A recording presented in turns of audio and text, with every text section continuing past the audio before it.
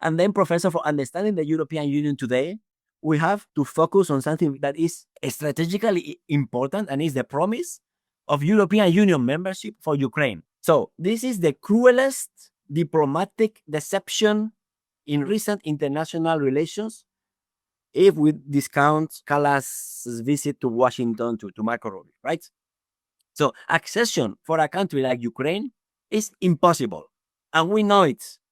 And European leaders persist in this charade, offering hope to people who are suffering, while knowing full well that enlargement requires unanimous approval from every single member state in every single step of the negotiations. So why don't they talk about this? Why do they say, yeah, Ukraine will join the European Union? This is a blatant lie.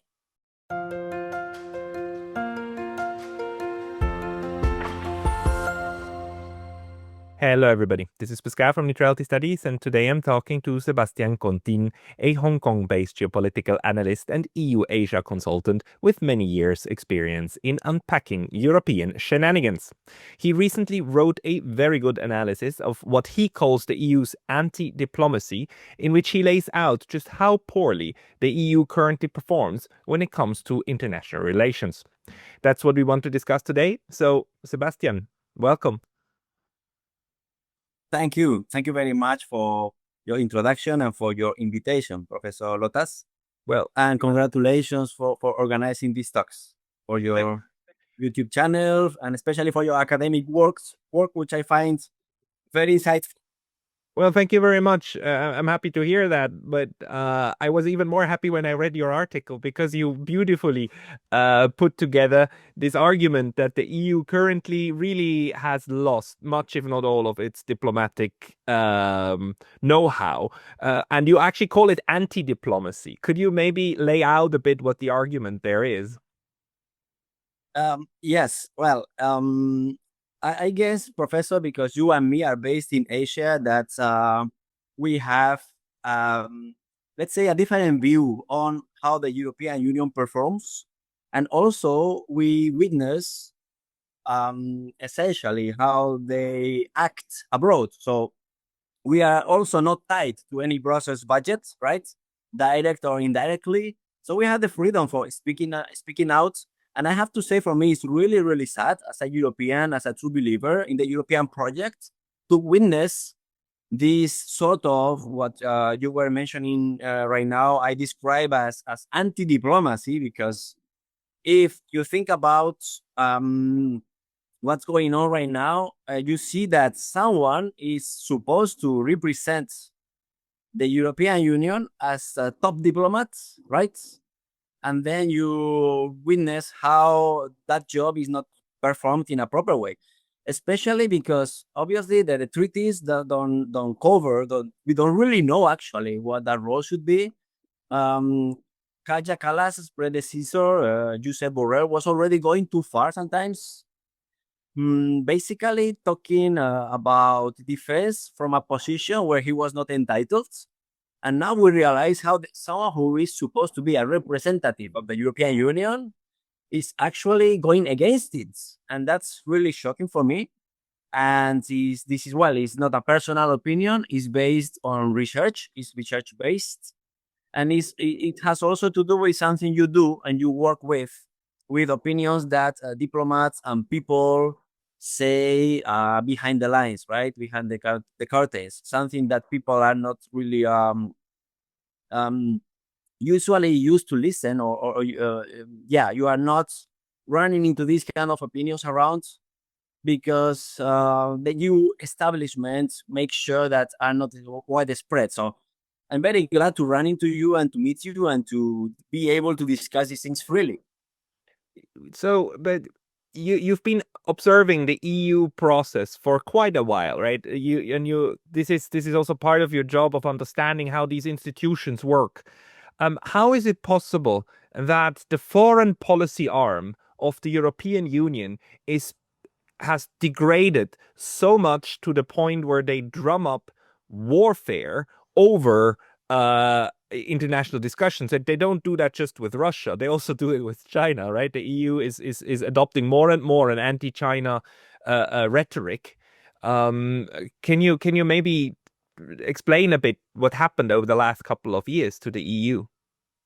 Well, I would situate the beginning of this kind of hawkish position on China in 2019 when Ursula von der Leyen was elected as president of the European Commission. And she talked about the Geopolitical Commission, right? She was framing, or she was self-describing her role as the boss of a Geopolitical Commission.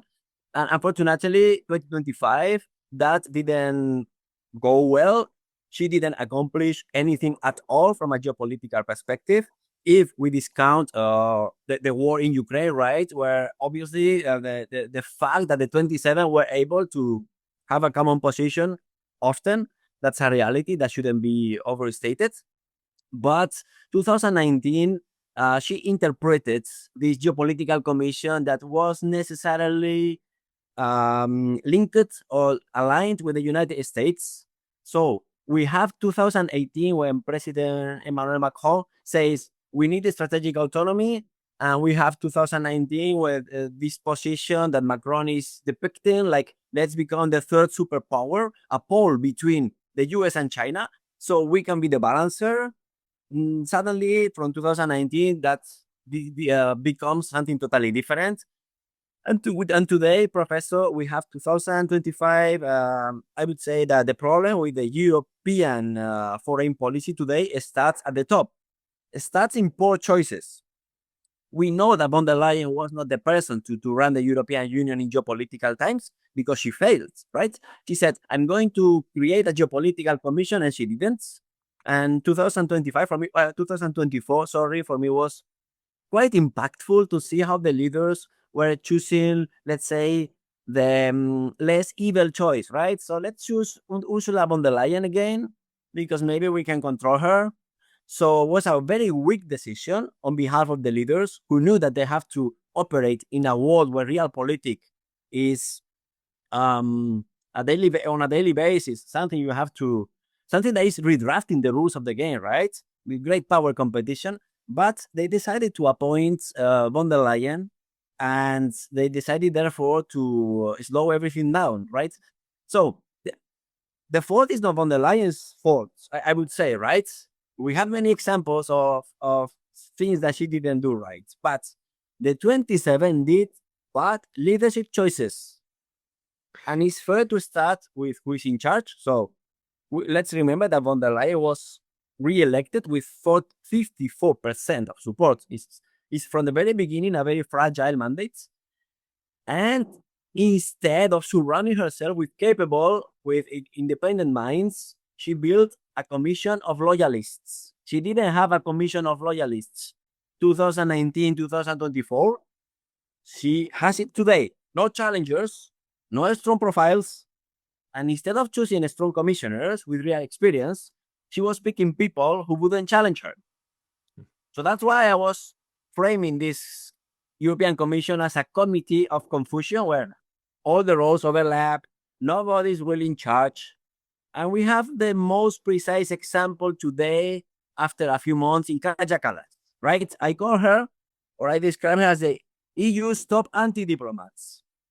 Why? Because she's the perfect example of someone who is a diplomat. She is actually focusing the European foreign policy from the wrong edge of the sink, right? She is thinking that being strong and being respected needs to like frame China as partly malignant. This is something that I still don't understand. What that means nothing, right? It's not a policy, it's a headline. The problem is that she was writing down. It was during the questionnaire. So she was really thinking about saying that and probably trying to align with the White House, right? But the White House is not Biden's anymore. Was already at the time, we knew at the time that Donald Trump was going to enjoy a second term. And we have the best example of how successful this policy is, that she went to Washington for visiting Marco Rubio, her counterpart. And once she was in Washington, she was not even received by him. So she went only for one reason, meeting him. And the message Marco Rubio delivered was, you don't matter. So if We take 2024 again, okay? For drawing comparison with how China and the United States operate, after elections in June, it took 6 months to form a new commission. 6 months. So the US and China are on a daily basis, changing how the rules operate, how the great power competition evolves, and the European Commission takes 6 months for getting assembled, and the choices are the choices I was describing right now. So we have delays in today in the European Union that expose how slow, dysfunctional the institutional system has become, how the machinery, the machinery really is, and those delays have costs. And we have the US and China moving ahead, setting the pace, striking deals, expanding influence, and Europe is always stuck in internal negotiations. And somehow, this European Union top anti-diplomats is pretending to represent the 27 member states' opinions, but she's not doing that. She's talking by herself. She's delivering her own vision, and it's not the member states' vision. So I don't know how this is going to end, but it doesn't look good. And we can discuss about this, but we have other key moments from this same year, 2025, like the Draghi reports. So you have a detailed diagnosis of Europe's economic weaknesses, but I think it was delivered in September. We are in June. Nothing has happened. It's shelved, right? No follow up, no implementation. Everybody talking about it. No big measures. You have also, and I think this is very relevant, according to what I observed, the tariffs on Chinese electric vehicles. So this was supposed to show strength, but actually they are just revealing confusion. If you have that only 5% of the electric vehicles in Europe are Chinese, you have a protectionist measure that is not your measure, was coming from Washington, because Washington was the first to charge with 100% tariff the Chinese electric vehicles. So it's again US alignments, and it was also causing internal disagreements. So it's a proof of no long-term strategy behind. And the third issue that happened in 2024 is the collapse of Nordvolt. So this was the European big dream for having electric batteries independence, backed by major governments, major corporations like Volkswagen, industry players, and went bankrupt, right? So if you want to fight or to operate in an environment where the United States and China are more and more becoming poles, that obviously, there is a lot of talk about multipolarity. No, I disagree. There is bipolarity. The US and China are increasing the gap with the other powers, and especially with Europe. Unfortunately for the European, especially with Europe. So this says a lot about how Brussels is disconnected from reality. And all this has happened in only 1 year, right? So there is a leadership void, slow institutions, failed execution, while the rest of the world moves on without Europe, unfortunately. Yeah, I agree with that. It's the question to me is not only how did this happen, but what are the processes that feed into this? Because especially the position of the Commission President and Kaja Kallas today, the High Commissioner on Foreign Relations, those used to be coordinators, because it is well understood the European Union is a supranational organization, but it is not a replacement of the states. Although there is the dream of people to make it a United States of Europe, but in general it is accepted. No. Foreign policy overall, especially the diplomacy parts, used to be on the state level. On the EU level, what you have is the treaty making, right, and common market coordination, and this changed. It changed, and we can see how with the war in Ukraine, there were more competences taken over by the EU Commission, and now Kaja Kallas is actually taking more of these, is trying to grab more powers by also by going to the United States, and Marco Rubio not meeting her means, of course, he doesn't recognize her as a representative of an actual government, right? As in not a counterpart. where do you see this power grab going by the different parts of the Commission? Well, yes. So we actually we have to acknowledge that for them it's not easy to deploy the roles, mm, considering that are not well defined. But there is a difference between a representative and a policy maker. There is a difference between a representative and an executioner, right? And there is a difference between a representative and someone who designs policy and makes decisions. And those decisions, either you like them or not, are decisions that you have to follow, right?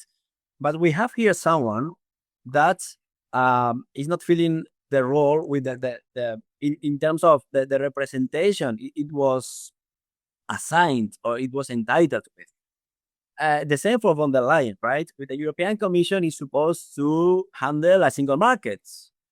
But honestly, Professor, I believe that the European Union today, if it wants to count, should develop a geopolitical profile. The thing is that they have been unable to do it, even when Russia is at the doorstep and threatening Eastern Europe, right? So what's going on beyond the treaties? How could we arrive here? You know, I'm convinced that we have a huge problem in the European Union due to the internal micromanagement. Okay, so there are many people there, many opinions, but a lot of files. But you have today the proof that we have all those different projects that have been reshuffled, are passed around between cabinets, commissioners, agencies.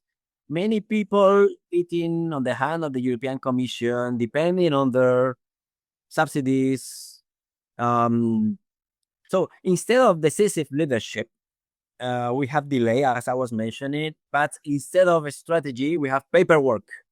You might be listening lately. I'm surprised by this. Many, even in the institutions, a lot of talk about the European Union strength being the so-called Brussels effect. Well, this is a joke, right? You have you are ruling, you are describing how the ethics of the artificial intelligence is, but you don't manage the artificial intelligence because it's the United States and China again who are developing the tools for the future. But you are saying, no, I regulate them. And we have to defend our rights. No, you have to fight in a world where the rule used to be, as Mackinder stated, who controls Eurasia, who controls the lands, controls the world. Then this was reformulated by Speckman, who controls the sea trade. The routes by the sea controls the world. Today, who controls technology controls the world. No, who regulates technology. What is this, right? So Brussels is obsessed with controlling. They say, well, we are going to sanction now the big US corporations. Okay, congratulations. It's peanuts for them. So today you have statements. What I see, that the more they manage or they try to manage, the less they are delivering. Every policy is getting stuck in internal flights. No one is really leading. Everything gets delayed. And this constant control, right? It is something probably we will discuss after, to control narratives. Means nothing, gets done quickly. And foreign policy today, you can see, is about flashy statements, press briefings, industrial policy becomes slogans, everything is recycled, and there is a vacuum at the top. So everyone is kind of improvising. And again, look at the Draghi reports. We have today, every month, they are just renaming all projects. Repower EU, Rearm Europe. The Green Deal now is a Clean Deal, but it's the same budget, the same gaps, the same regulations that are reshuffled, and no results. And in terms of foreign policy, we have a situation where no one knows who's actually making decisions. Kallas talks very tough. Von der Leyen has this tendency to follow Washington, but member states are not aligned. So that means that there is a lack of leadership that is not trying to, hey, let's fix certain. They have they have the rooms where they gather, where they make decisions, where they get together. And finally, obviously, the decisions are not representing strongest positions, are usually the low common denominator. But today, what is clear for everybody else, not in Brussels, outside, and you have your view from Japan probably, that the European Union is speaking without knowing what it wants to say, right? And the European Union can't keep up with global power shifts. So this is probably the biggest issue, right?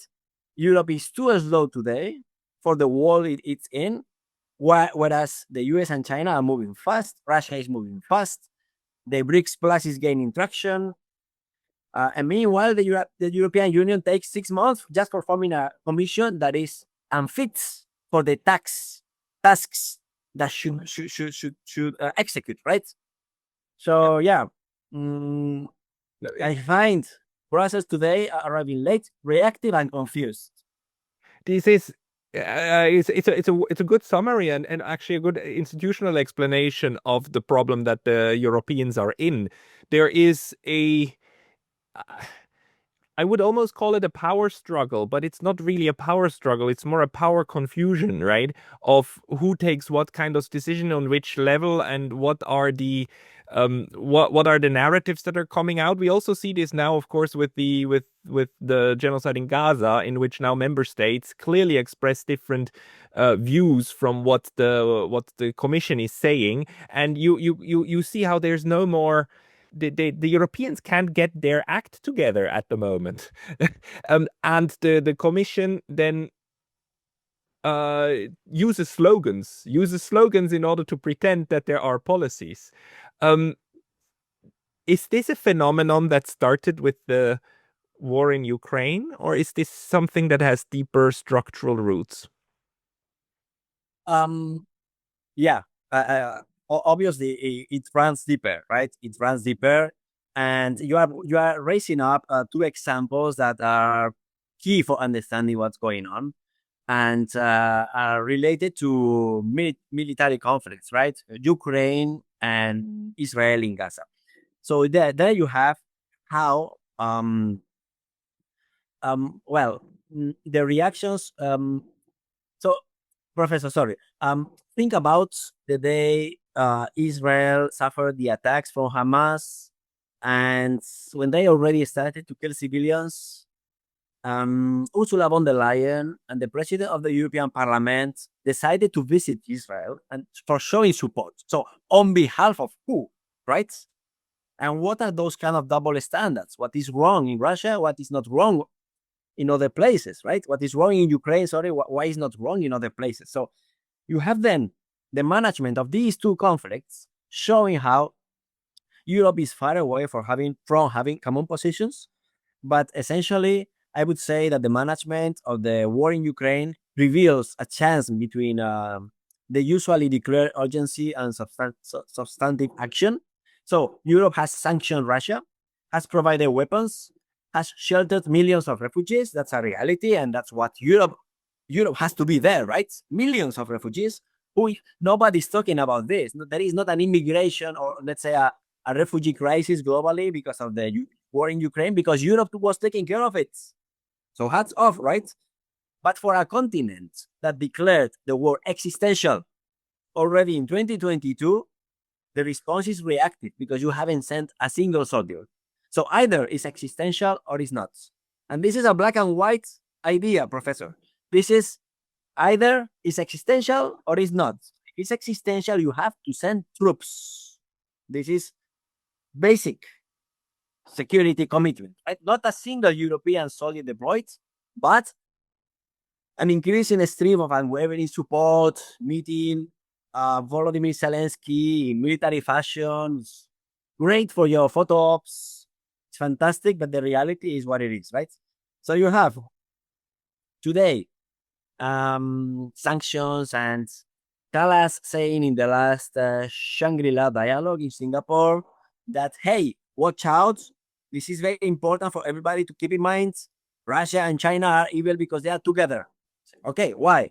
Because the Chinese are facilitating goods that are dual use, so can be used both in a civil and military ways. Okay, what do you have in Europe? You have still, and this is a reality, nobody talks about much there in the continent.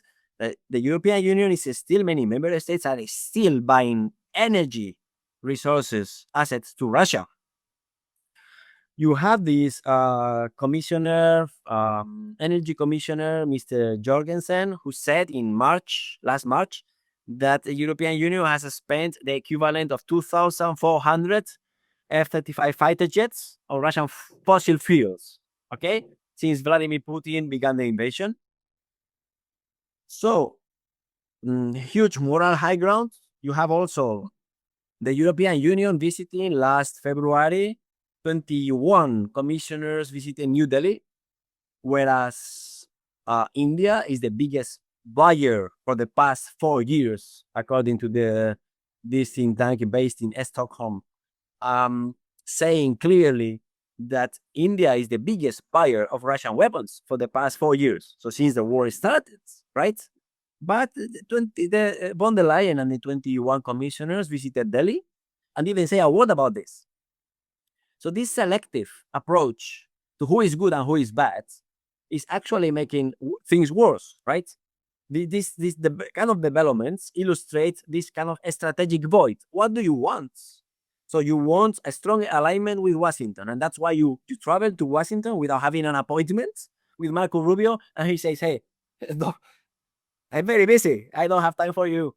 You are nobody." You have that what they want. The United States have already said they don't want it anymore, but this is not new neither. This is not Trump. This is the pivot to Asia Obama implemented in 2011. In 2011, we already know in Europe they don't want us as a junior partner. Obama's message was, hey, now you Europe, you handle your own issues. We have to pivot to the Indo-Pacific because everything is going to happen there, and we have to check China. So we don't have, Professor, a single peace initiative in 1,000 days of bloodshed coming from the European Union, while even Donald Trump, hardly a diplomatic virtuoso, right, is pushing for resolution. Why? Why? How is this possible? No, we have to win this war. Excuse me? What is this joke? So we have a war with no visible endpoints. We have the impossibility of a Ukrainian victory, promoted by our European Union leaders as if achievable. And we have, therefore, a bloc incapable of defining basic terms both in foreign policy and security.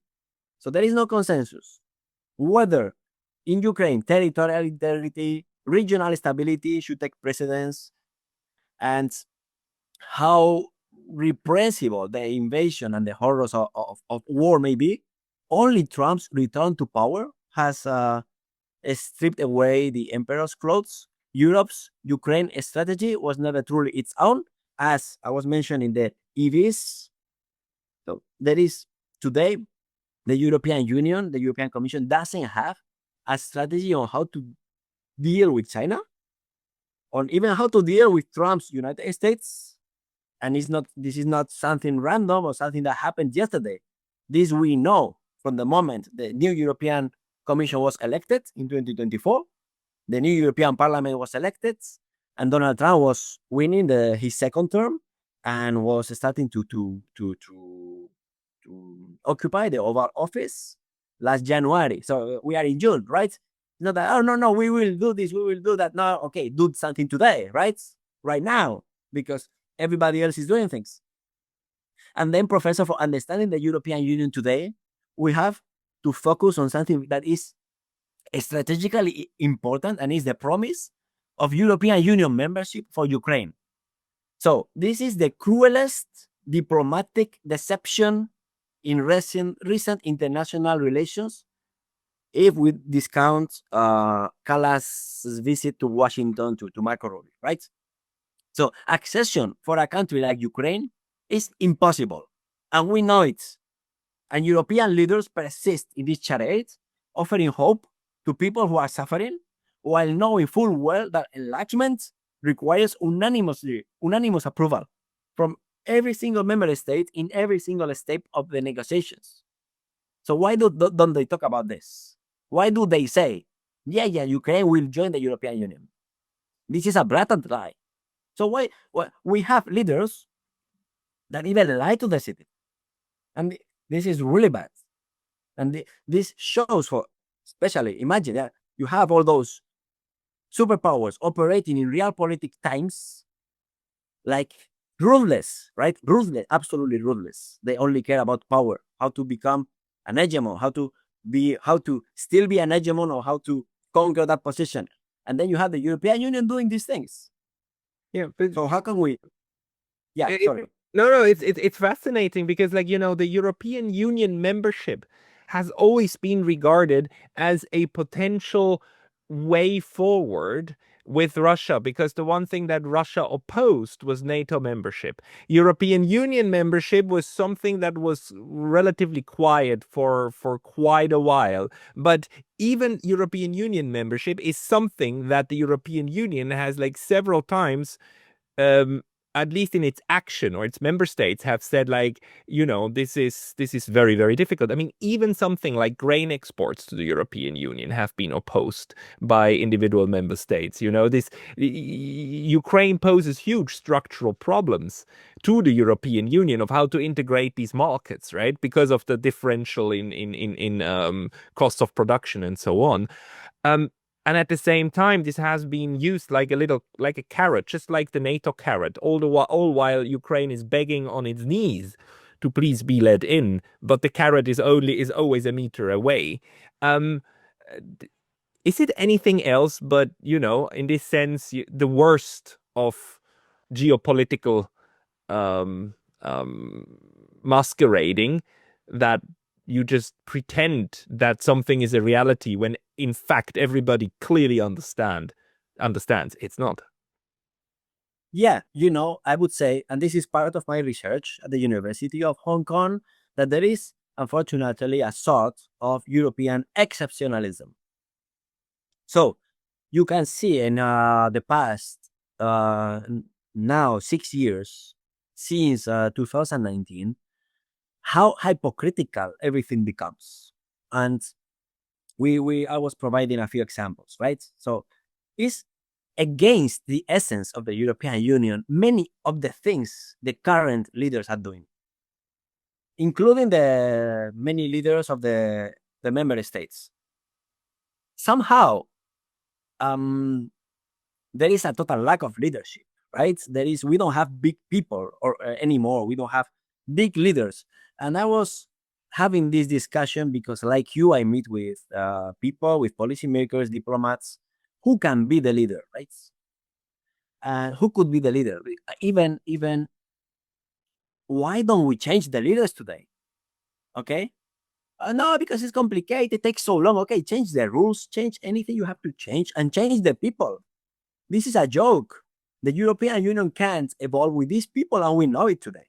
It's impossible to have a certain common ground that makes you operate in an environment where competition is ruthless.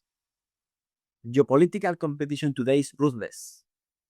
And you can't fight how the two superpowers are today deploying capabilities, are building up military and armies, are specifically investing so really much into technology with the Brussels effect. But please be serious. Don't confuse your people. And and I have to go back to Europe every couple of months. And when I meet people and I meet people in positions that are relevant in the European institutions, and we discuss, they say, oh, you have a perspective from China because you don't really understand what's going on. Oh, probably what you have is to listen more to the people you have deployed in Asian countries or in Latin American countries and in African countries in these offices, where they gather information and they know what's going on, but you force them to talk about Brussels talking points that are absolutely irrelevant. You should see in China, sometimes diplomats have to say things that are against any diplomatic move, are producing anything. So they are still talking many times about human rights in China. So China has already said they don't care about human rights. That first is development, then we can discuss human rights. So this is the policy. You can like it or dislike it. Of course, you can think, hey, I believe my system is better. And Professor, I truly believe it. I do believe the European system in this regard is better, the protection of human rights. But you can't just come to China or to Asia and moralize and pretend that you are better than them, because they are doing far better than you. And they are increasing their powers very much while you are decreasing. So this European exceptionalism means that you still believe to be relevant, important, and determinant, and you are not.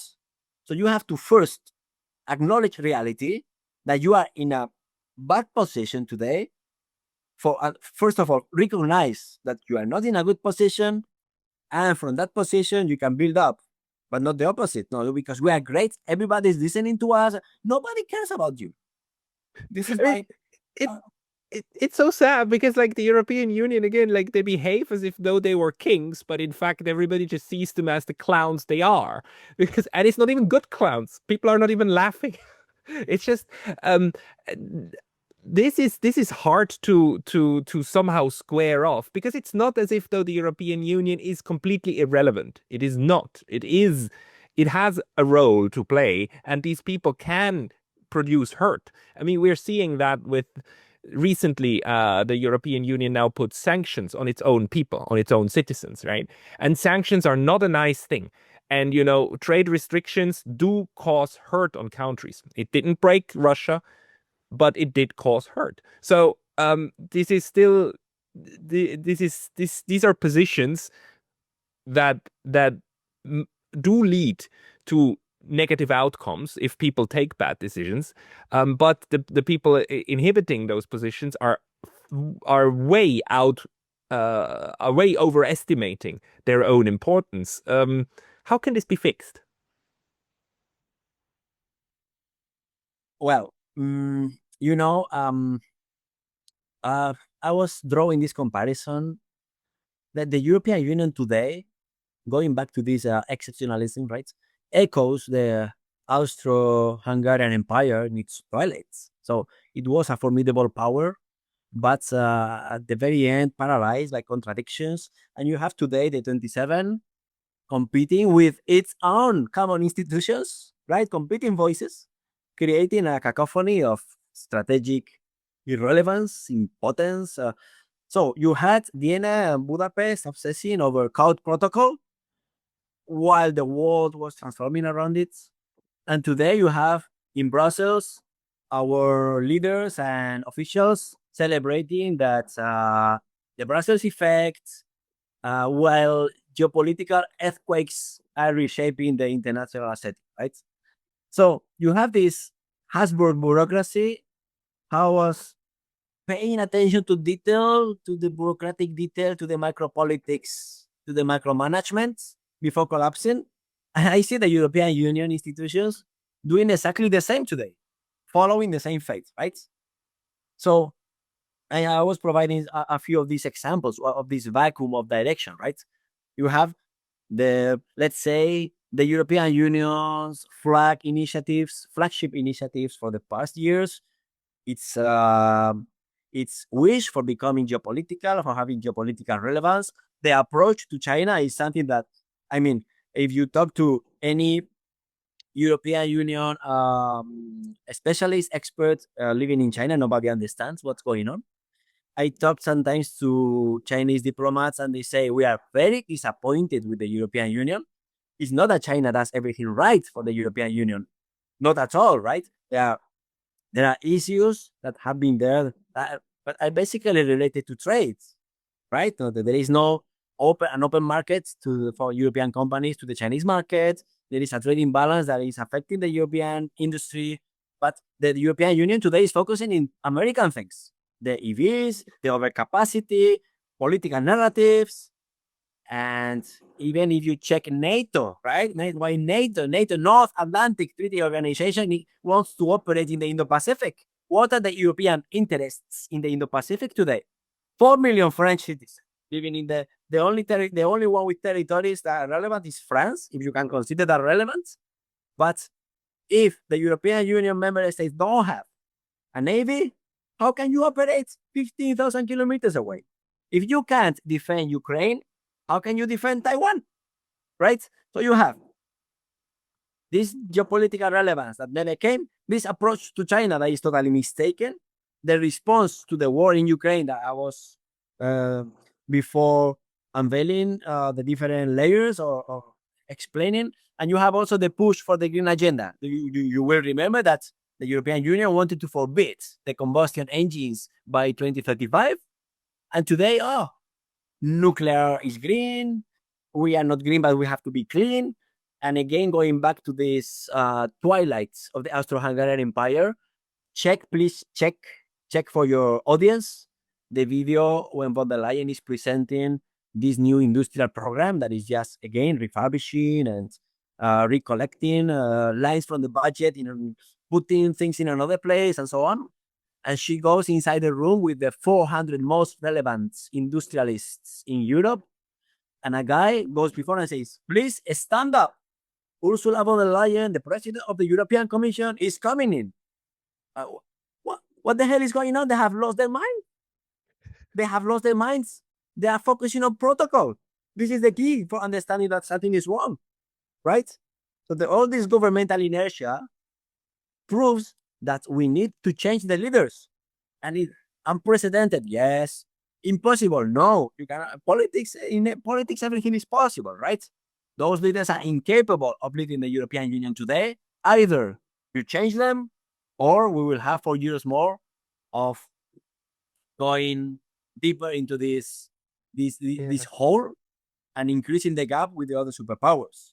Yeah, but Sebastian, like I am worried that if your analogy is correct, the Austro-Hungarian Empire wouldn't have been saved by a change of leadership. The Austro-Hungarian Empire was calcified in its structures and institutions, and it might be very well the case that the European Union is at a similar point, because I think the comparison is a good one. Unless the institutions change, you wouldn't get you wouldn't get out of the inertia that calcifies the system in the first place. And the European Union, it tried to change, right, over time. I mean, the European Parliament wasn't there from the beginning. There were institutions built bit by bit, but at the moment there is, to my knowledge, no plans actually to institutionally overhaul the EU, is there? Yeah, well, yes. I agree. And again, I want to note, I want to underline that I'm not just providing opinions coming from. This is research based. Everything I'm saying is research based, and it's shocking. And probably it's happening to you as well, that you are accused of being anti-European. So in China, I'm pro-European, but in Europe, I'm against Europe. No, opposite. Just you have to say the things you discover, and nobody says, because you want it to be better, right? There is this former British Prime Minister, Disraeli, who used to say there is no strong government without a strong opposition. And Ursula von der Leyen don't have an opposition, right? The European Parliament is a joke. You can't pretend that is an opposition when they're interrogating the commissioners.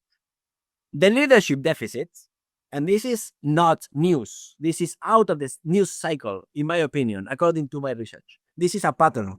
Happened in Munich, in the Munich Security Conference. This was of tragicomic proportions. So you have the US Vice President, J.D. Vance, delivering a really harsh assessment of European irrelevance.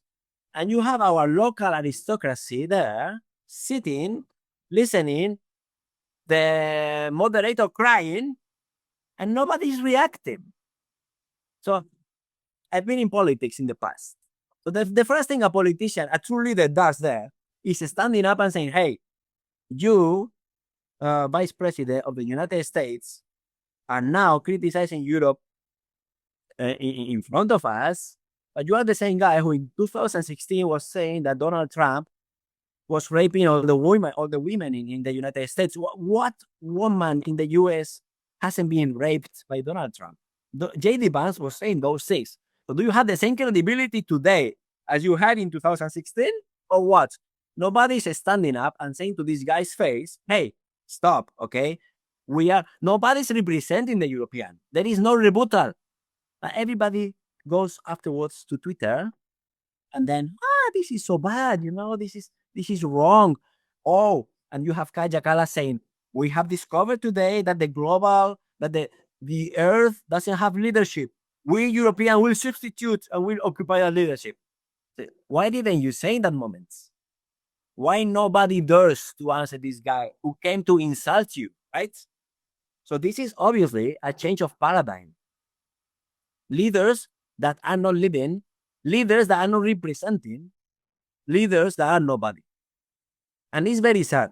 It's very sad to spot this, to witness this, when you have security challenges, that you have leaders that fail to provide a coherent and direct response to someone who came for insulting you, right?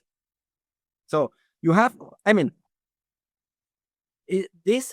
part of the article you were mentioning at the very beginning is trying to draw the argumental line on that. Is there certain things that happen that are not news cycle, right? That belong to a change of paradigm that become a pattern. And this is part of it, right? This is part of it. So you can't just leave the room with some inappropriate jokes, most suited for a show, and then say, no, there is a vacuum of leadership in the world, and European will fill it. Excuse me? You can't even fill your own vacuum. The Europeans cannot even fill their own vacuum. Yes. It's outstanding. Please change them. Change them. They are unfit. They can't lead. They refuse to lead in front of the vice president of the US. They refuse to lead. We know it now. And then you go to the Philippines, like the other day, a few days ago, Kaja Kallas. This nobody knows in Europe, right? Nobody knows. But in Manila, she's meeting President Ferdinand Marcos, Bongbong Marcos, and Secretary Manalo, and she says, "We Europe will help the Philippines in its struggles against China, coercive China." How are you going to help the Philippines? How? Why do they lie to them in their face? Why are you doing this? You can't even answer J.D. Vance in his face, and you are going to deploy troops to the Philippines for shoals in the South China Sea, West Philippine Sea, for defending what? Is please, who is advising these people, right? Who is behind these ideas? Are their own ideas? It's amazing. But I think they believe their own narratives, right? Kaja Kallas probably believes that something becomes true just because she says it. If it's out of her lips, then it is reality. Because I mean, for the last 3 years, we have heard that the next sanction package will destroy Russia. Russia on its knees, down there. And with every sanction package, like they prepare the next one. It's comical at this point. The fact that the rhetoric so obviously doesn't match up with reality. But it seems that this class of people, this administrative bureaucrats, technocrats people, Kaja Kallas and von der Leyen and so on, they don't realize that. They live in that puppet world. They think that's how the world works. That's the only explanation I have on a psychological level. It is. Berlamon is a bubble, and that we know for a fact, right? This is a bubble, and you live in that bubble. And obviously, in Europe, you are somebody, especially if you come from a small country. I think Estonia is 1.4 million people.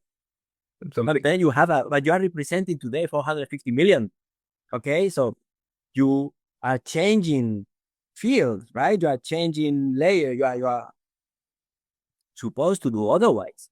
And unfortunately, my feeling as someone who has been in politics, this is more a feeling than is exactly what you say. They believe to be very important. They are very happy to know each other. They are glad to have been born, and they believe that they are changing things. Well, yeah, you are changing things, but for the worse, So it is bad. And you are talking now about the sanctions to Russia, and this is okay. How many packages so far? 20 packages, 18, 19, 20 packages. I remember in Hong Kong, I'm very lucky here because I meet many people. This is a hub where many people come and go. And I remember in 2022, and Nobel laureates, Mike Spence, and economics Nobel laureates.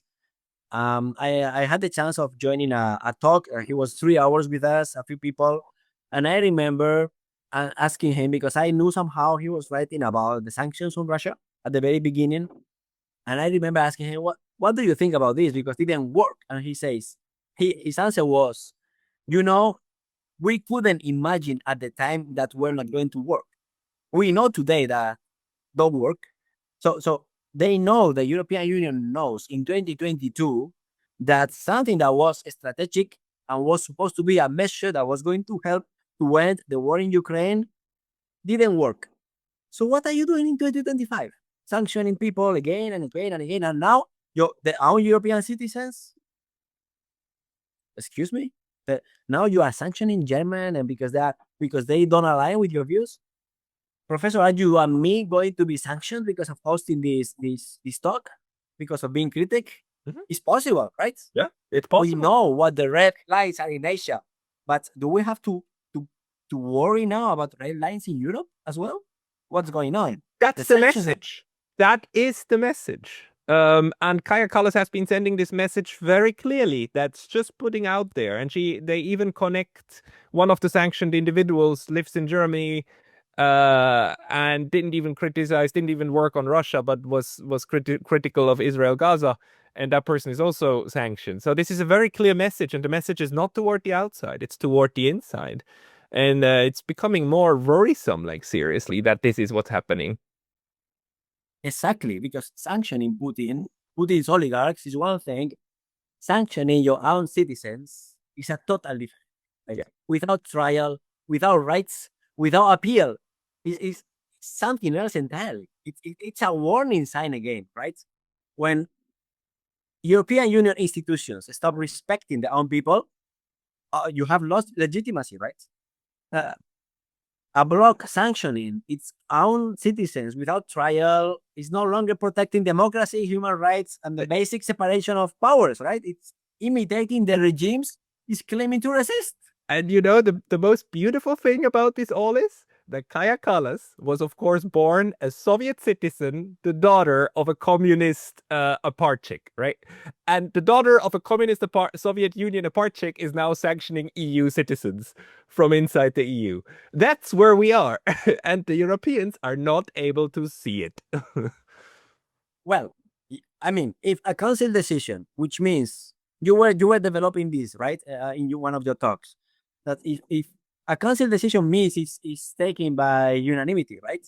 Yeah. So is going beyond. I mean, she's proposing, Kaja Kallas is proposing, but it's going beyond that because Brussels, not only Brussels, but the 27 are not only targeting Russian officials or war crooks, is sanctioning its own people. This is changing everything. I'm not sure if they are aware of what they are doing, because we have evolved from targeting foreign aggressors to punishing European residents. Yep. So you can sanction Russian elites funding a brutal war, but now with this decision, you are targeting your private individuals living in Europe with no criminal trial, with no ruling, with no rights to due process, with no presumption of innocence, with nothing. But it does raise the question, did these people read what they signed off on? Because the thing is, Kaya Kallas, her team puts together the sanction list, right? The package, and then the package is presented to the 27, and the 27 only get to say like yes or no to the whole package, right? Otherwise, you would have to go through renegotiations. The question, do they read that? Say no. Say no. Say no. She will change it. Believe me. This is politics. Say no. This is unacceptable. You can't publicly name your citizens, ban, frozen their assets. This is not a democratic stance. It's closer to the methods of regime the European Union says permanently, day by day, to oppose. So now, is the European Union foreign policy going to be weaponized toward their own citizens, against domestic dissent, against domestic critics? Are you kidding? Obviously. I mean, the writing is on the wall. To me, there's no question that these tools are now being turned inward. Because we see it already. We see what happened to the elections in Romania. We're seeing what is happening to Marine Le Pen in France. And I'm not a fan of these people, but how certain political actors are now being pushed out of the political realm while also dissent is being pushed out, while Russia Today is blocked, while, step by step, like a salami, the salami is being sliced, and the freedom and the movements become smaller and smaller, and we are in the middle of that process. Yes, that's a good example.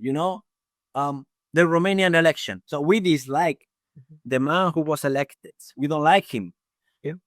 So we use democratic tools for doing anti-democratic things. The people of Romania were electing that guy. And you say, no, he is the TikTok was spreading misinformation. Excuse me? People can't check TikTok today or Instagram or Twitter or whatever. No, TikTok was acting as a okay, but Romania have the right or don't have the right for checking videos in the internet today, and this was influencing the vote. But what is you? I mean, I was participating in many political campaigns, electoral campaigns. What you try to do is influencing people's minds all the time for getting voted. So now you say, this guy is anti-European, let's finish him. And they used the Romanian Supreme Court for that. You have the last thing, former German Chancellor, sorry, what's his name? Scholz. His last measure was to publish a report from the secret services on another party who was having a better outcome in the election than his own party, the Socialist Party. Right? So is this really happening in Europe today? Are we moralizing in Asia how democracy is superior to everybody else and how the separation of powers operates and is making us great and others worse, and so on and so forth? So these things are happening in Europe, and how I see it is you are using democratic tools for anti-democratic purposes. Yeah, I agree. This is what's currently going on, and the process is one, unfortunately, that I don't see turning in another direction. But we are nearing the hour mark, Sebastian. Like, people who want to read from you, they can find you on your Substack, right? Or where else should they go? I don't have a Substack. Thank you very much. That's very good to do, Professor. Yeah. They have to read me. Well, I'm publishing in 3 or 4 outlets. And I guess if in the South China Morning Post, in a think tank, their publication is called China US Focus. And then in sometimes, like the article you read was in the Asia Times. And but I guess you can, if they check the Google Scholar, I will appear there with many pieces where the title usually invites to understand what the content is. And yeah, very glad I'm in touch with many people. If someone wants to reach out, I'm very happy, and to participate in your show again anytime. Thank you very much. The links, I'll try to put them into the description below. Sebastian Contin, thank you very much for your time today. Thank you, Pascal.